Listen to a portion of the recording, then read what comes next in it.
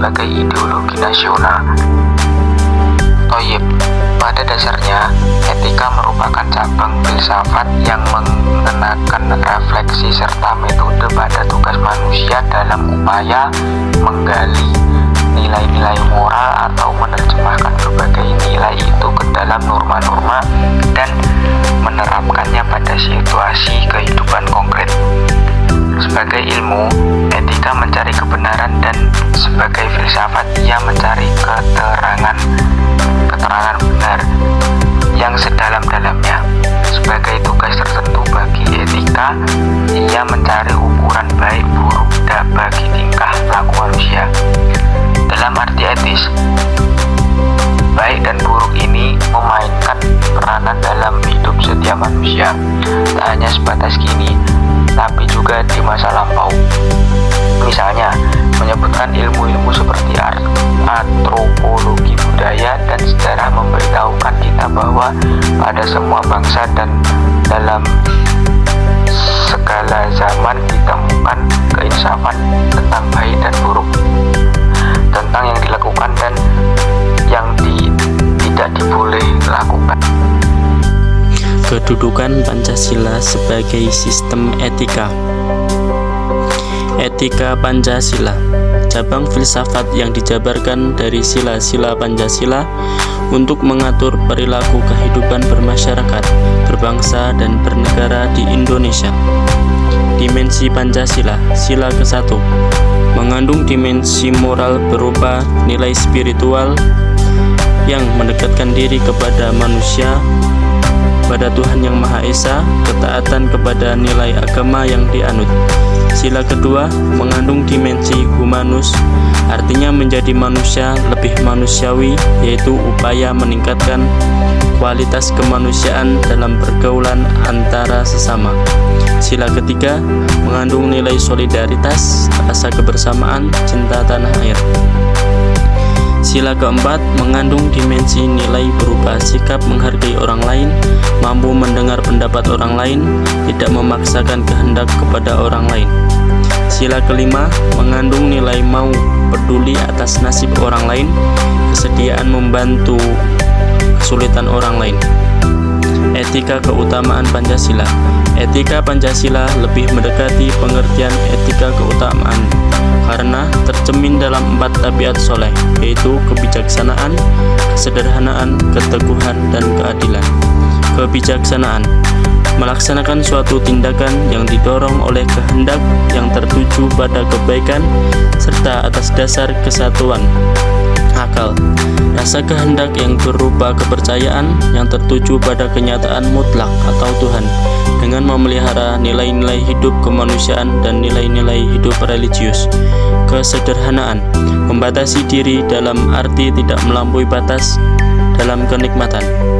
Keteguhan membatasi diri dalam arti tidak melampaui batas dalam menghindari penderitaan. Keadilan memberikan sebagai rasa wajib kepada diri sendiri dan manusia lain, serta terhadap Tuhan terkait dengan segala sesuatu yang telah menjadi haknya. Urgensi Pancasila sebagai sistem etika. Pertama, banyaknya kasus korupsi yang melanda negara Indonesia sehingga dapat melemahkan sendi-sendi kehidupan berbangsa dan bernegara. Kedua, masih terjadinya aksi terorisme yang mengatasnamakan agama sehingga dapat merusak semangat toleransi dalam kehidupan antar umat beragama dan meluluh lantahkan semangat persatuan untuk mengacam disintegrasi bangsa. Ketiga, masih terjadinya pelanggaran HAM dalam kehidupan bernegara. Keempat, kesenjangan antara kelompok masyarakat kaya dan miskin masih menandai kehidupan masyarakat Indonesia. Kelima, ketidakadilan hukum yang masih mewarnai proses peradilan di Indonesia. Keenam, banyaknya orang kaya yang tidak bersedia membayar pajak dengan benar.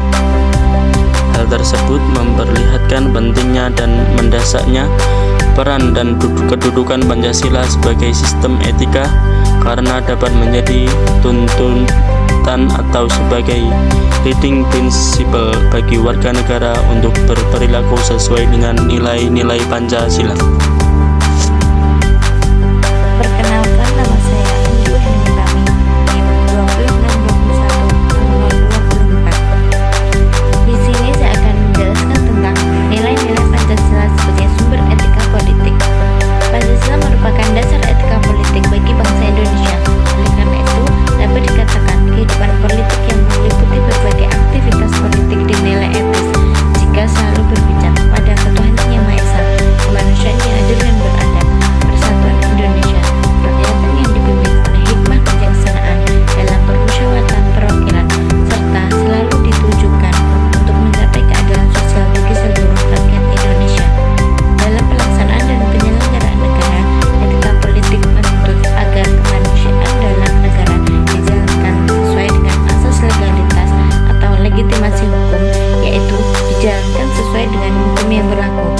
disahkan dan dijalankan secara demokratis atau legitimasi demokrasi, dan dijalankan berdasarkan prinsip-prinsip moral atau legitimasi moral. Nilai-nilai Pancasila yang dijadikan sumber etika politik. 1. Ketuhanan Yang Maha Esa. Sila ketuhanan Yang Maha Esa lebih berkaitan dengan legitimasi moral. Artinya, proses penyelenggaraan negara dan kehidupan negara tidak boleh diarahkan pada paham anti Tuhan dan anti agama. Akan tetapi, kehidupan dan penyelenggaraan negara harus selalu berdasarkan nilai-nilai ketuhanan Yang Maha Esa. 2. Kemanusiaan yang adil dan beradab. Manusia merupakan dasar kehidupan serta pelaksanaan dan penyelenggaraan negara.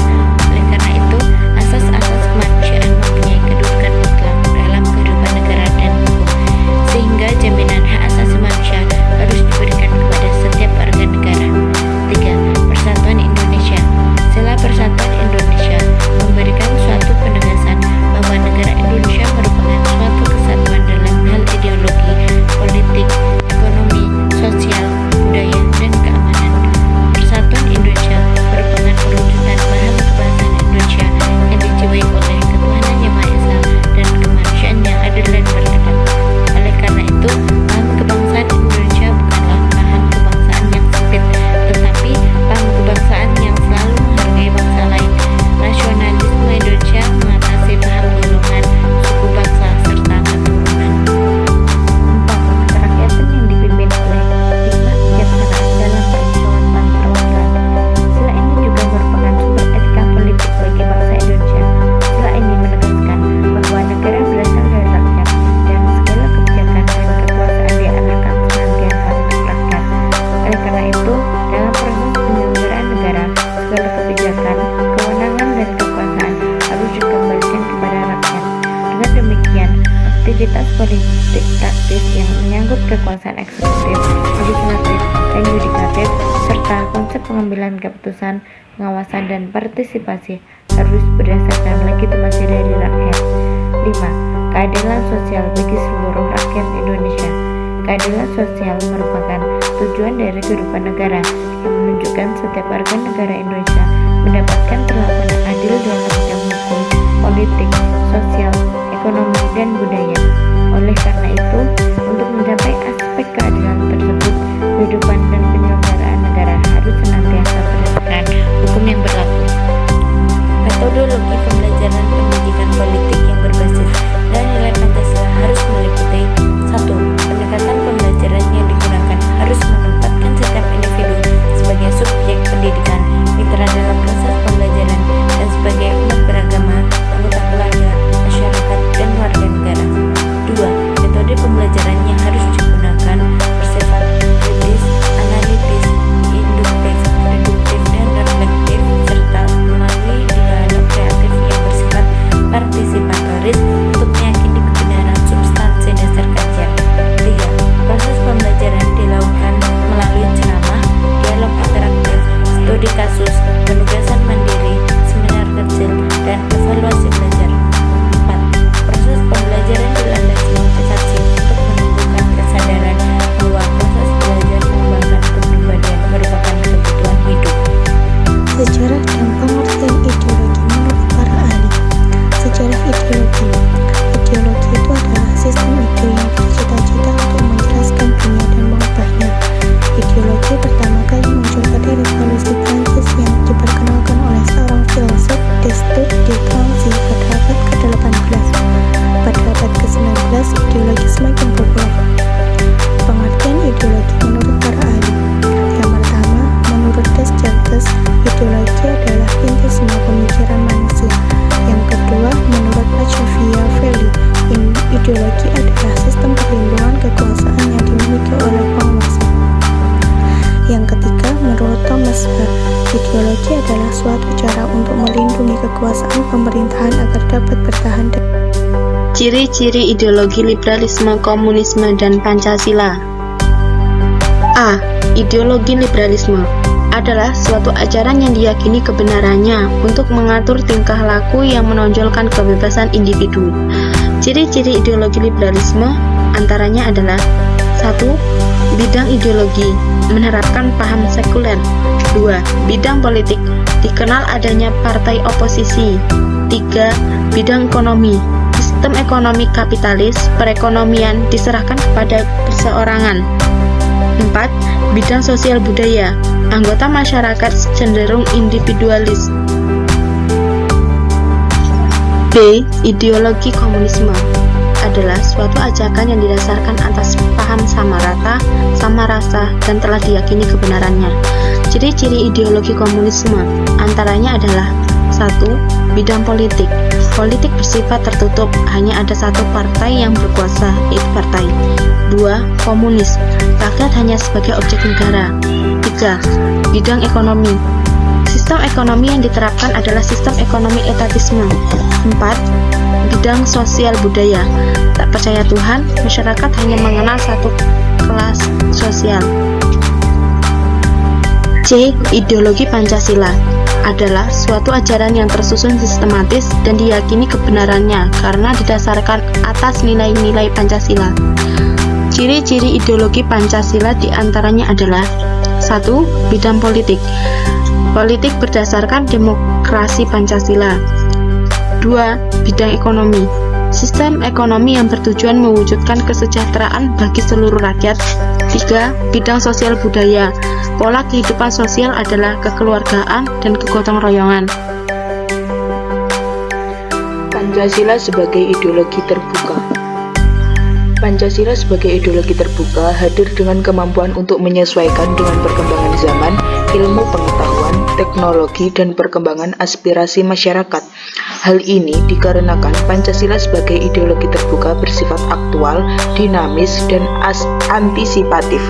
Dikutip dari laman resmi Badan Pembinaan Ideologi Pancasila atau BPIP, artikel dan jurnal milik Ahmad Agus mengungkapkan, ideologi Pancasila dikatakan terbuka karena tidak kaku dan tidak tertutup, akan tetapi reformatif, dinamis, dan terbuka. Sementara berdasarkan buku Negara Kebangsaan Pancasila bersifat kultural, historis, filosofis, yuridis, dan aktualisasinya. Nilai-nilai yang terkandung di Pancasila sebagai ideologi terbuka. 1. Nilai dasar yang mencakup ketuhanan, kemanusiaan, persatuan, kerakyatan, dan keadilan. Kelima hal ini adalah pedoman fundamental yang sifatnya universal, mengandung cita-cita negara dan tujuan yang baik dan benar. 2. Nilai instrumental yang mencakup arahan, kebijakan, strategi, sasaran, dan lembaga yang melaksanakannya. 3. Nilai praksis meliputi realisasi dari instrumental yang sifatnya nyata dan bisa digunakan untuk kehidupan bernegara.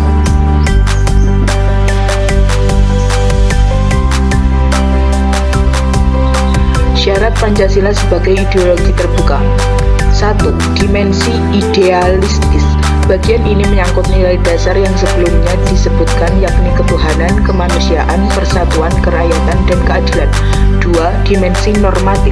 Nilai dasar yang terkandung dalam Pancasila diperjelas dengan aturan atau sistem norma negara. Pancasila sebagai ideologi terbuka juga bisa mengatur sesuatu secara mendalam untuk pelaksanaannya melalui norma yang dibuat atau diubah. 3. Dimensi realistis. Poin ini mencerminkan Pancasila bisa hidup dalam segala keadaan yang sedang terjadi di Indonesia. Berkat dimensi ini, realita yang ada di Indonesia bisa diselesaikan dengan keterbukaan ideologi negara.